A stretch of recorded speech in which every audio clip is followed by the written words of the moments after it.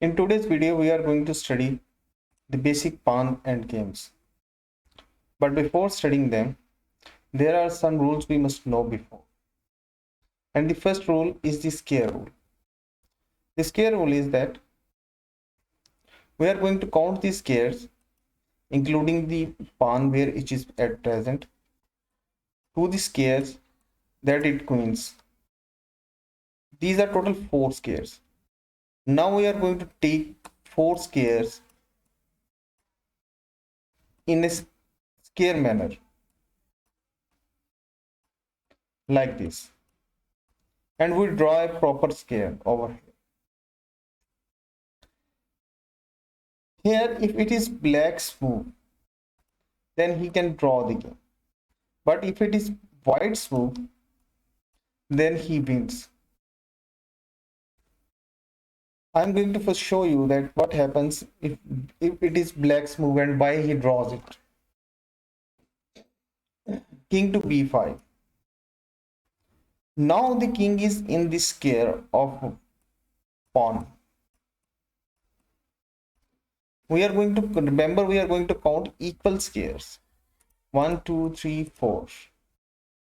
1, 2, 3, 4. 1, 2, 3, 4. 1, 2, 3, 4. These equal scares. And if the king is in this pawn scare, then he can catch this pawn and draw the game. Let's check it out. e6, king c6. Now king is moving in diagonal. e7, and now king d7. And after white queens the pawn, king can capture it and it is a draw. We go back to our main position. Now if it is white's move, he moves to pawn e6, king b5. Pawn e7, king c6.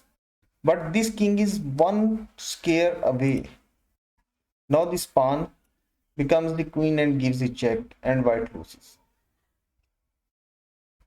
So once again, remember, if it is black's move, he can immediately come to this pawn scare.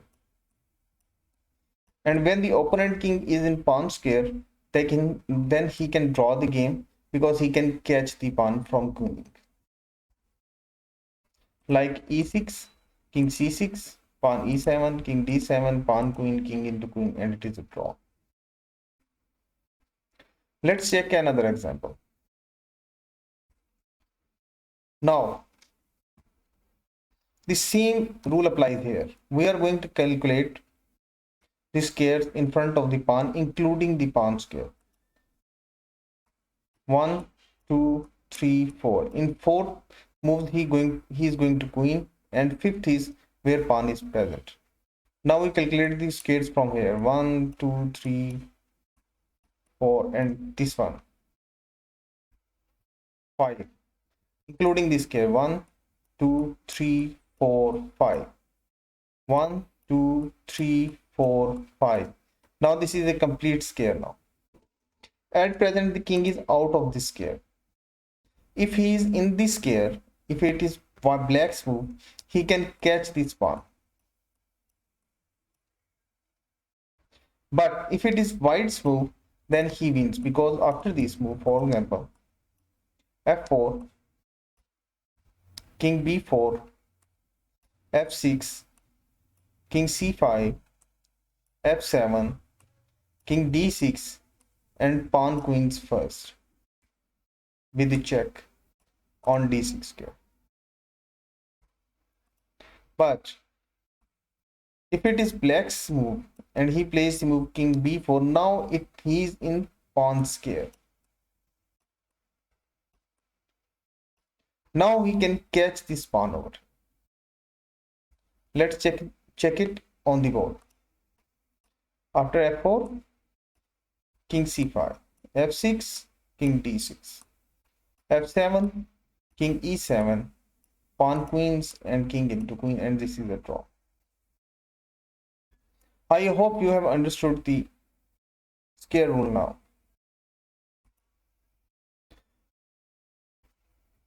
The next rule is that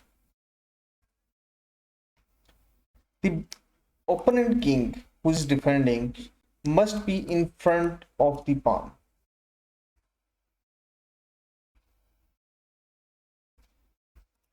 These are the most important squares which you must control for the attacking side to queen this pawn. Remember, in front of the pawn, these squares are the crucial one. These six squares are the crucial one. On sixth rank,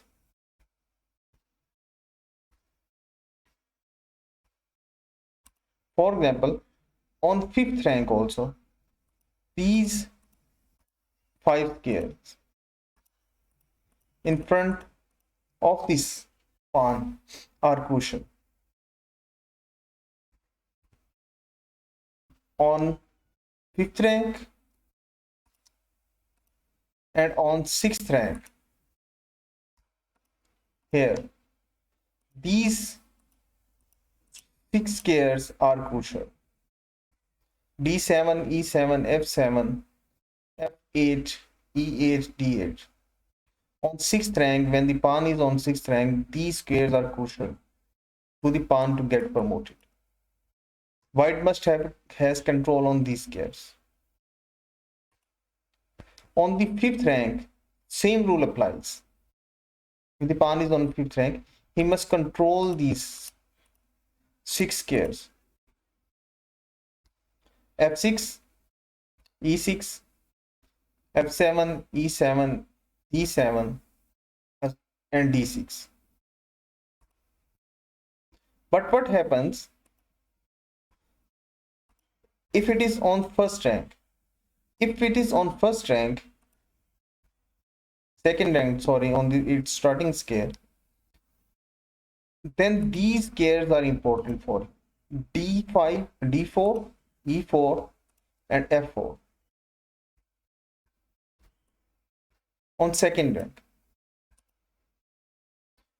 For example, you actually my software had a problem. He was not letting me move the single pawn on the board. He was not recognizing this position without the kings. So forget these kings. Just concentrate on this pawn. If the pawn is on second rank, then these squares are important. You must have control on these squares with your king over here. If it is on third rank, we give a move of a king, just for instance, then these squares are important: e5, e5, and f5. The attacking side must have control on these squares. If the pawn is on fourth rank, then these squares are important: d6, e6, and f6, which white must have under his control. And when he reaches, for example, we give the move of a king, when he reaches this fifth rank, then he must have control of these six squares in front of it. His king must be controlling these squares. And for example, we go to sixth rank, then these six squares must be controlled by the king to get this pawn promoted. We go back our main position. On the second rank, you must have to control the fourth rank squares d4, e4, f4. On third rank, you must control fifth rank squares d5, e5, f5. On fourth rank pawn is, then you must control this sixth rank squares d6, e6, f4, sorry, f6 to promote this pawn. And these squares, all squares must be controlled by the king, white king or black king, whoever is in attacking position, who is promoting his pawn. But the rule changes when move q comes to the fifth rank. Now you must control these 6 squares. The attacking side king who is going to promote his pawn must control these 6 squares if the pawn is on 5th rank. And if he is on 6th rank, he must control the 7th rank and 6th rank squares d7, e7, f7, f8, e8 and d8. So always keep this rule in mind when you are playing the pawn endgames. Now we go back, so now we come to another rule, and that is opposition. Now here, whoever has the move first gets the opposition. If it is king's move, white king's move, then he has the opposition. Opposition means that then the opponent must have to move, must have to give way to you. For example, in this game, in this position, it is white's move. And white when moves to h6, king has to move then to f7. He must have to give away.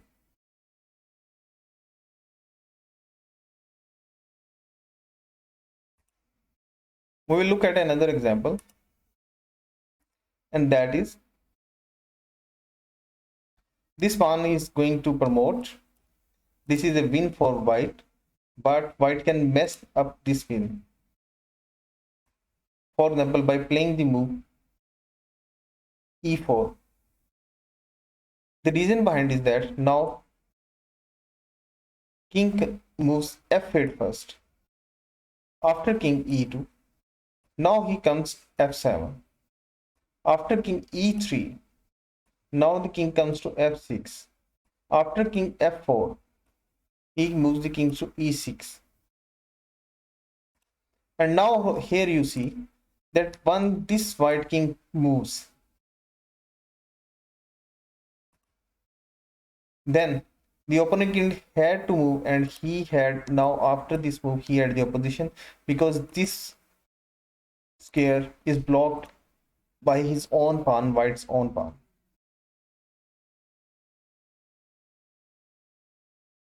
Let's again understand it. If the king moves to f7, king moves to e3, e7, king moves to e6, king moves to d6, and now this position arises. And after king's move, king moves to e4, black has to give away. If black moves, for example, to f6, now king can move over here on to d5, and now he has the opposition. Black has to move, and white controls these side squares. And for example, I want to just let you people understand. If the king moves to over here, this is called the side opposition. King f5. And if the king moves to this square f7, this is called diagonal opposition. So this is a tricky move which black has done. You are going to take this opposition. You are always not going to mess this up. For example, you place the move, for example, to king e5, and this pawn is over here, and king moves over here to e7. Now black has the opposition because white king has to move. Just consider that this pawn is not on the board. Now this white has to move. To avoid this, king would have to move this like this. King to d6. Now king when moves to e8, and after king e6, now white has the opposition because black has to give way. Black has to go to somewhere. So I think you have understood this normal opposition. And this is also an example of the distinct opposition also. Remember the rule. Your king must be, when this situation arises, your king must be one square in front of this king. Always remember that. Your king must be one square in front of this pawn. King f2, king f8, for example, king e3, king e7, e4, king e6. Now, whenever this you have this position, then this is a win for white. Understood win for white. There is no doubt in it. Whenever you have this type of position, you have an understood win. So let's go over main position, and we are going to just go over standard moves. The standard move is king to d2. Black tries to get this distinct opposition by king d8. You move your king to e3. Black is trying to get this opposition, king e7. Now you move your king to e4, and after king e6. Remember, this position is a must win. There is no doubt for white over here to lose this game, because in this position you are going to play this move e3 with the tempo. Now this black has to move. After king moves to d6, now you get the wave king f5.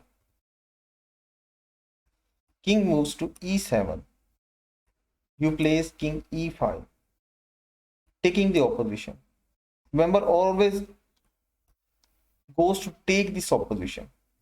After king f7, you goes for king d6, taking the opposition. The king has to move, and king, for example, moves this, and I'm going to let you show what type of blunder you could do.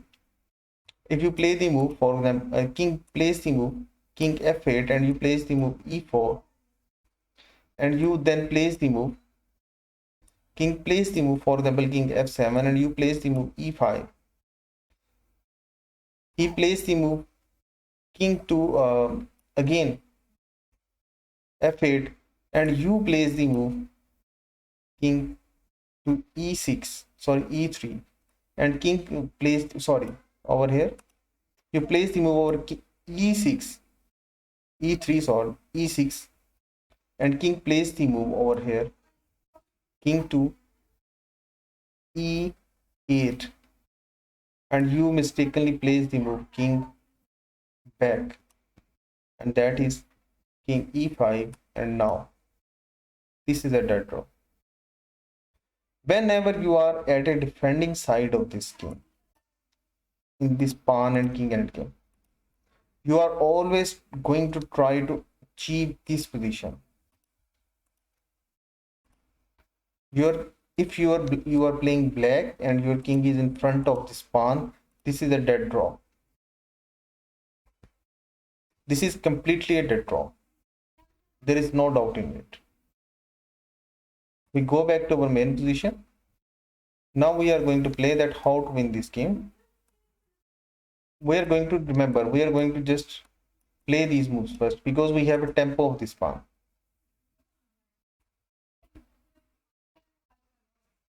King d2.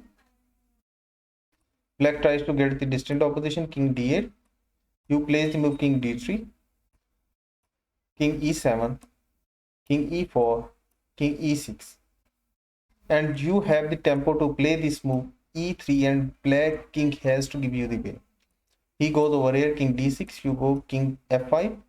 He goes king e7. You again gets the opposition, king e5. He has to move to king f7. You place the move to king d6. You don't have to move this pawn. Now, there is no reason for it. Although you can play it instead of playing this move. You can play this move. But now it is a draw. The reason behind is that the black king gets the opposition. Now, wherever you move, for example, you move to f5, he will move to f7. You move to e4, e5, he will move to e7. You move to d5, he move to d7. If you move the pawn to e5, he moves to king e7, and this king square is being blocked by his own pawn. You have to give way to the king to make a move, and if you place the move king to d4, then this king d7, and this is a dead draw. Once again, we go back to our position. This is the structure we are going to achieve, and when the king would be here after playing these moves, then you have the tempo of playing this move e3, getting the opposition. Now let's go with it. Instead of e4, king d2, king d8, trying to get distant opposition, king d3, king e7, king e4, king e6. Now with the tempo e3, king has to give way, king f6, king goes to d5, king e7, king e5, king goes to d7, king f6, king tries to come to the pawn. Now you play the move e5. King plays the move king d7, you place the move e5. You have a tempo. King goes for e8. Now you go for king e6. King has to give away the ball.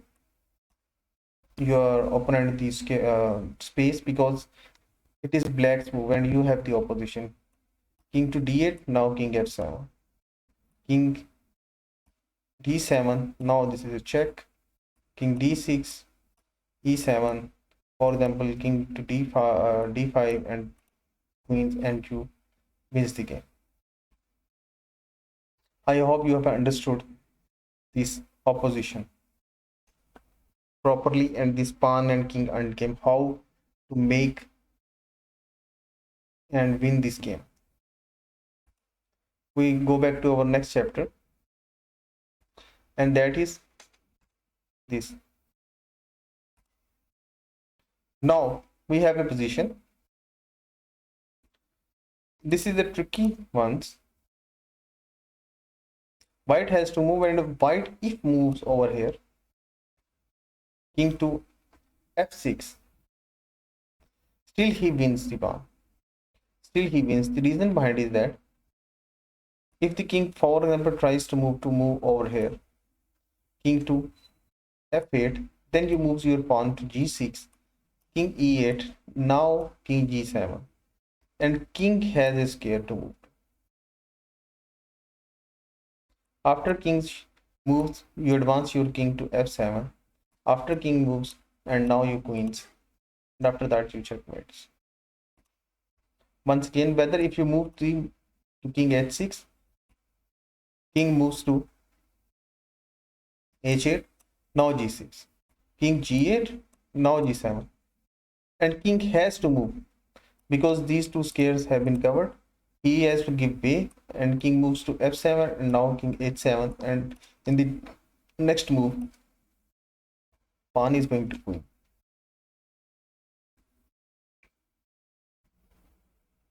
I think you have understood this chapter also. The next one is this opposition. I have already told you, whoever has the move, he wins or draws. If white moves, he gets the opposition. If it is black move, he gets the opposition. Now this is the position, and I want you people to pause the video and think that if it is white's move, is it a win, or if it is a black move, it is a draw. I think you have understood that what happens if the king moves to over here, king e4, e5, then this king to e7 gets the opposition. And I have already explained you before. And if here it is the king's move, black king had to move, then white wins. If here white has to move, then black draws. Because if black moves after king moves, white has the opposition and black king would have to give him the way. So now here black has to move, and black moves to king e7. After king e5, now black has to give way to this king wherever he moves. For example, he moves to f7, then he gives way and the king moves to d6, and this pawn is going to promote.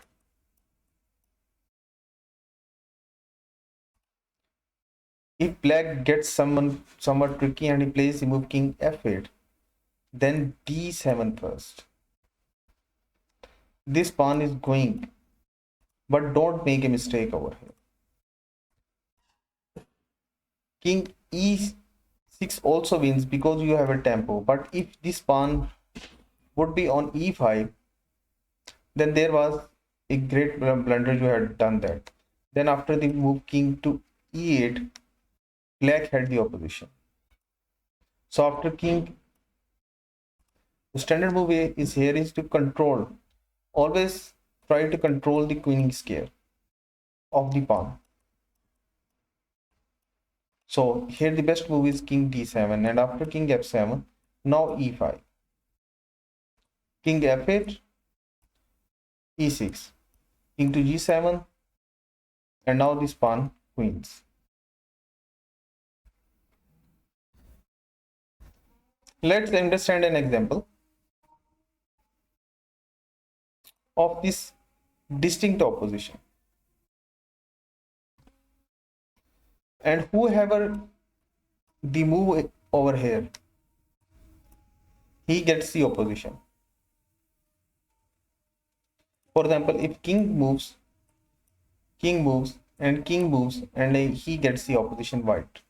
If black moves, it is black's move, then king moves, and black has the opposition. I'm going to show you an example of distinct opposition, and this is a very good one. Here, white can draw the game by getting a distinct opposition. And there is only one move that actually draws for white. All other moves wins for black. Please pause the video and think for it. I hope in view of the last discussed chapters, you understood that white is going to take the distinct opposition, and the only way is to play the move to king d1. Black also tries to do that, king d5, but now king c1, and this pawn in this black way, he can't come over here. And white gets the distinct opposition. Black moves his king to c4, and now king c2, and it is a draw.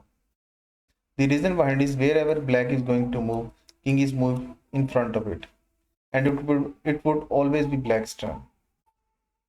For example, king's move here, king move here. Now black's turn.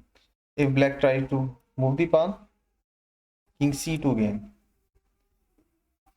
If he tries the move, for example, king to c5, then just this, and this is a dead draw.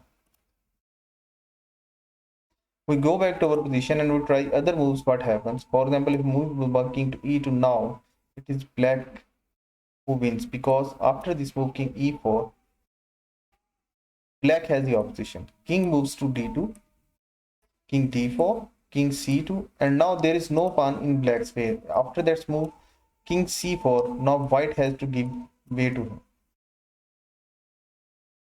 We goes back and we try the move king d2 over here, for example, and after king d4, Now it is white's turn to move. After king to c2, again this pawn is not in black's way now. After king c4, now white has to give way to this black king. And after king d2 and king b6, sorry b3, and this pawn wins. You can't stop him. So I hope you have understood the concept behind this distinct opposition also. If you have these kinds of positions, then remember that how to take the distinct opposition. Because after this move to queen c1, and black tries also, but his pawn is in his own way. He can't get the distinct opposition.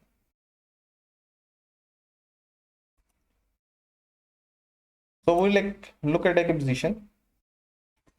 The king and pawn, and if the opponent's king is front of this pawn, h pawn, it is always a draw. The reason behind is that this position ends in a stalemate. For example, if you move the pawn to a6, king a7, you king a5, king to a8, king b6, king b8, a7 check, king a8. Now this king has no moves. And if you move the king over here, for example, king to a6, it is a draw because this black king does not have a move.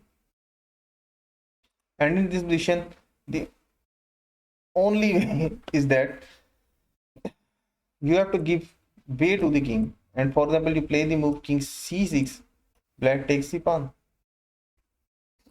You can't bring this king from this square. And if you are black, always try to come to the corner of this a file or h file pawn and rotate the king over here, and it will be a dot draw. So now this is also another example of distant opposition,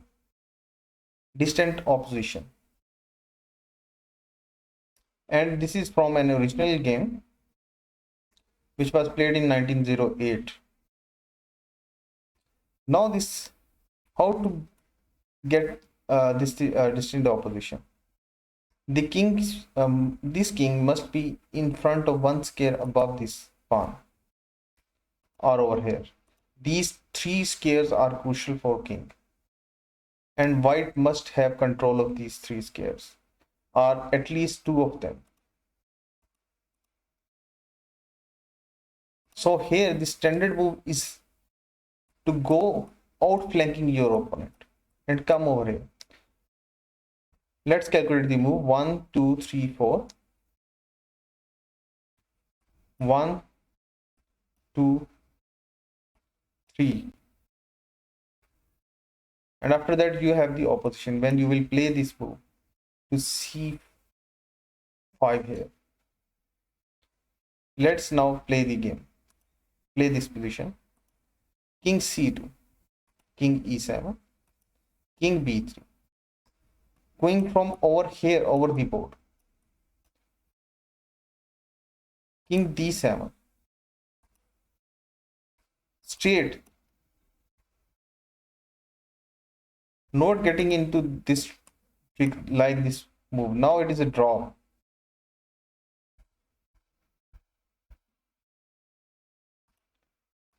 King b4. And after king c6, now you have this move. King c4. And black has to give way. Why can't we come from over here? Let's check it out. If king d2, king e7, king d3, king d7, and black takes the distant opposition, and this king can't move to this square on c3 because here it is its own pawn. And now if king moves, for example, d4 and then king d6, and it is a draw. So remember, in these types of positions, you are going to come from over the board, over the pawn, to get the opposition. Once again, king c2, king e7, king b3, king d7, king b4. Not getting into this trap.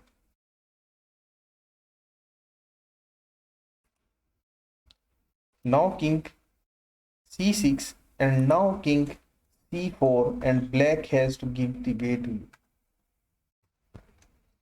And it is a win. For example, king d6, now king b5, king c7, and now king c5. Again, king has to give the way. And for example, king moves over here to b7, then king d6. And if you king tries to play the move king c8, now you can move the king c6, and black has to give away. For example, king d8, now you can push your pawn c4, king c8, you can again push your pawn, you have a tempo c5, king b8, now controlling immediately the queening square.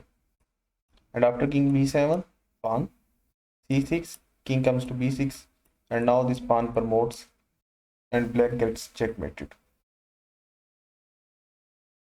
So we get back get to our next example. If this type of position arises and you have a king near this pawn and king, and this pawn is on h file, this happens on a file and h file, then you can draw this game. The point is that you are going to hold this king and does not give the way to the king to get out from over here. And the position will be like that: this pawn would be over here on a7 and this king would be on a8, and your king would be over here on c7, and it will be a draw because the white king does not have the move. If here it is black to play, he draws, and if it is whites to play, he wins. Let's check this out. King c7, king has to move forward to give way for his pawn to move forward. King a6, you get the opposition over here.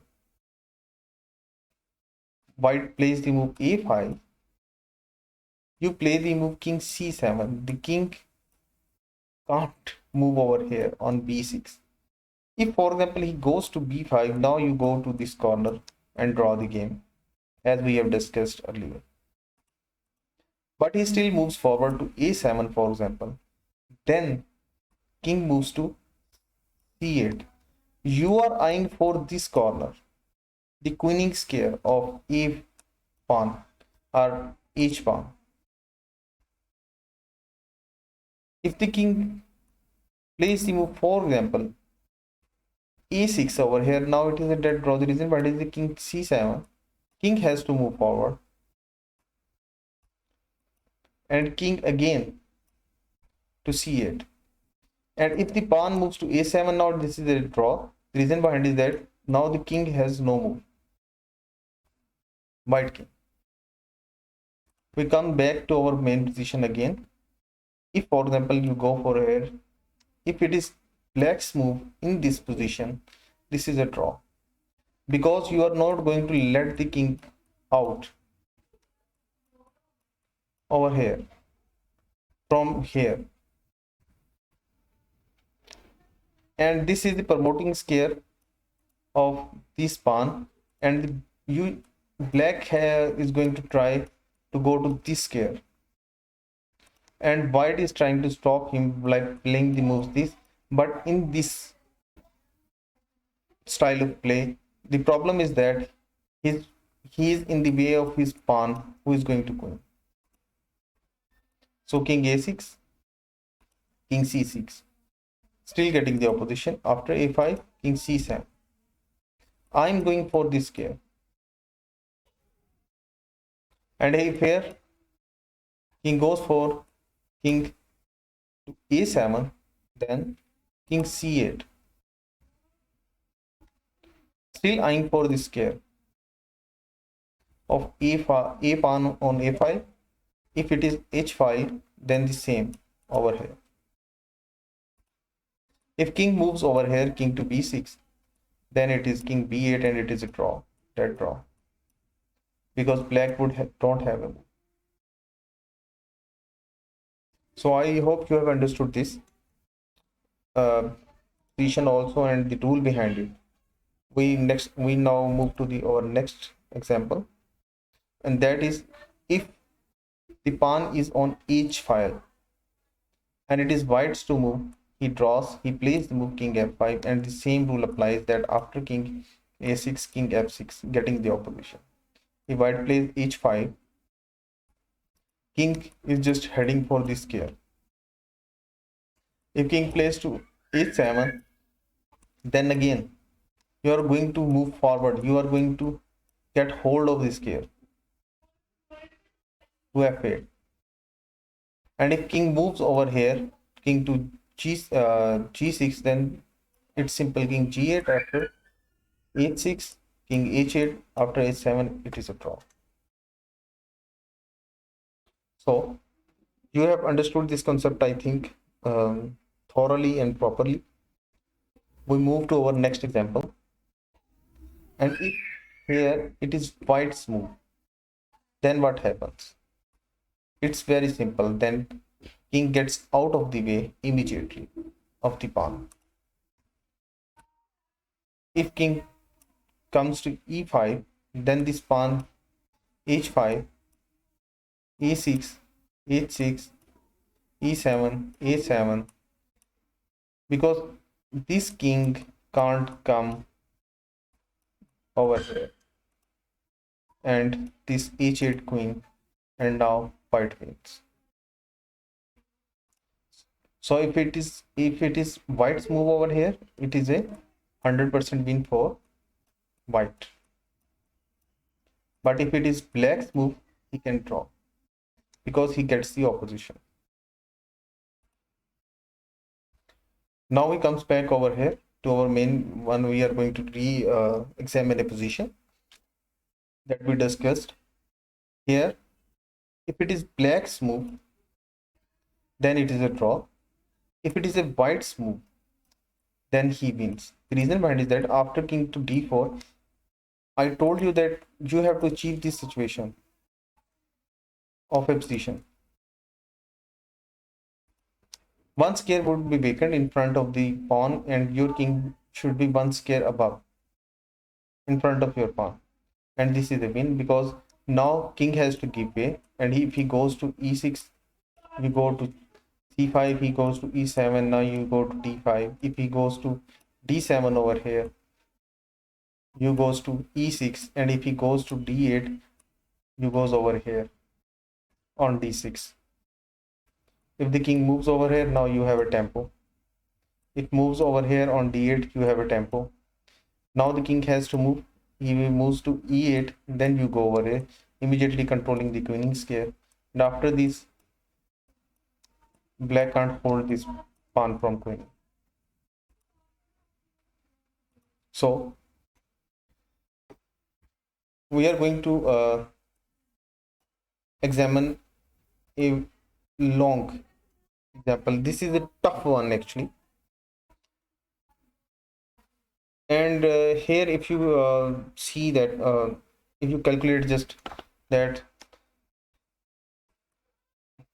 the pawn is moving this side, and this black pawn is moving over here.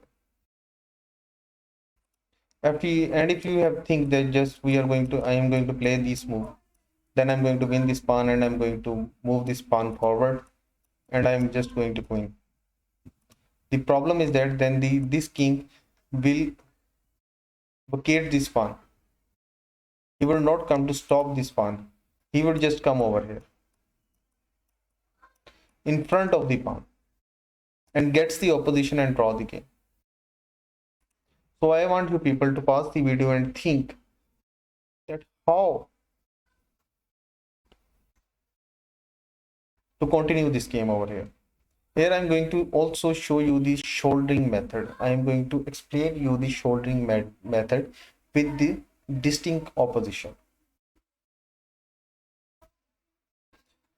The move over here is that you are going to get the distinct opposition first, and that is king to b1. After this, for example, king moves h2 to come this way over here. Or if you go immediately for over here, then he will immediately move to this square, draw the game. So you are still going for the distinct opposition. After king c2, king goes over here, getting his chances whether to move over here or whether to come back. You still get the distinct opposition, and that is king d3. After king f4, now it is king d4. And remember, in these types of positions, you are going now. This is a called side opposition, and this is also called is going to be shouldering method. That you are going to move this king in this way, then you are going to move this king to capture this pawn. For example, king moves to f5, you are going to shoulder him. This is called the shouldering. This is also the side opposition, and this is also called the shouldering. King moves to f6. Now you still shoulder him, king d6. You can't immediately go for over here and capture it, because then king would come over here and take this pawn. So king f7. Still you can't make a blunder. You shoulder him over here. Now king f6. And now you move this pawn. You are very near to this pawn. You are controlling the queen squares. All this time. Now it is time to move this pawn. This pawn can be captured at any time. Now you move this pawn b4. King tries to come near this pawn, but you still moves b5. King plays the move king d5. You still plays the move b6. Now king comes to capture it, but now it's king over here. And if you remember correctly, I told you that if the pawn is on 6th rank, you must control these queening squares by your king. And after king d5, you capture this pawn. After king d6, you just vacate this square of queening, and black is lost. Now let's check out what happens if we play the move king a2 over here. Why it is draw? The reason is then this black king would have the distinct opposition.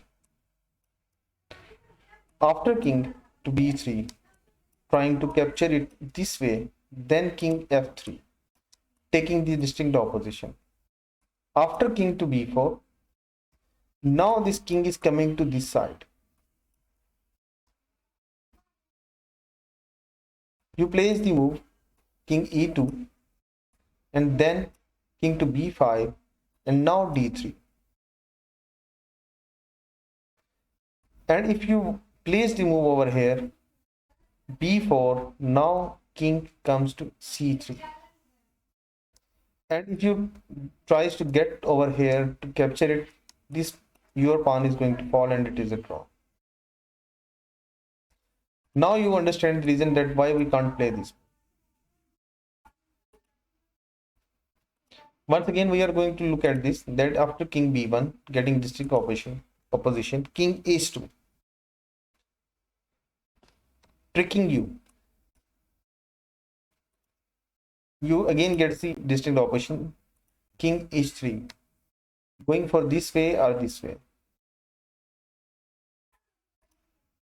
King d3, king f4, king d4, king f5, king d5, king f6. What happens if you try to capture it, the pawn in this way? Let's check it out. After king c5, the reason is behind king e7. After you goes to capture it, king b6. Now king plays the move d6. You place the move stopping this king from coming over here. Then king d5. You place the move b5, and now king c5. If you capture my pawn, I am going to capture your pawn, and it is a draw.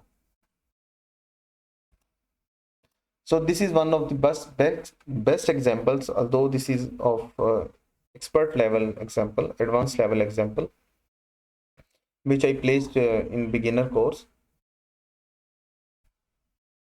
But studying this will get you fast in your development in learning chess.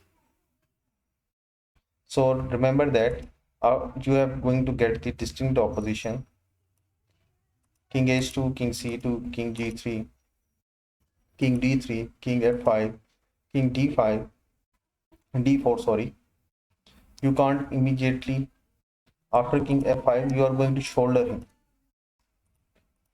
You have got the side opposition, and you are going to shoulder him. King d5, king f6. Now king d6, still shouldering him. King f7, still shouldering him. Taking control of these squares. I told you, these squares are important. King tries to come back. Now it is time to move your pawn. This pawn bump can be captured at any time. You don't have a problem. b4, king e5, b5, king d5, b6, king c5, king c7, king d5, king into b7, king d6, and king c8, and this pawn is going to go in.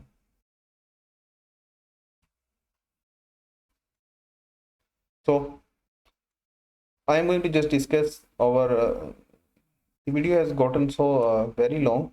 I'm going to make it in two parts now. The second part will be very short. I think it would be just only 10 to 15 minutes.